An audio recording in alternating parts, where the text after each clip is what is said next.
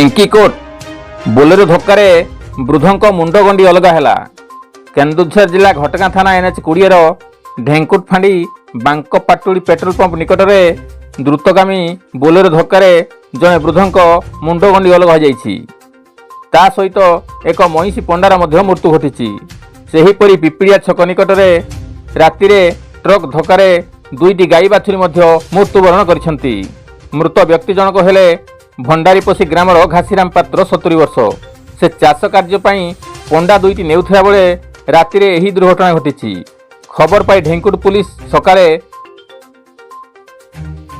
ଦୁର୍ଘଟଣାଗ୍ରସ୍ତ ବୋଲେରୋକୁ ଜବତ କରିଥିବା ସହିତ ମୃତ ବ୍ୟକ୍ତିକୁ କେନ୍ଦୁଝରଠାରେ ପୋଷ୍ଟମର୍ଟମ କରି ପରିବାର ଲୋକଙ୍କୁ ହସ୍ତାନ୍ତର କରିଛନ୍ତି।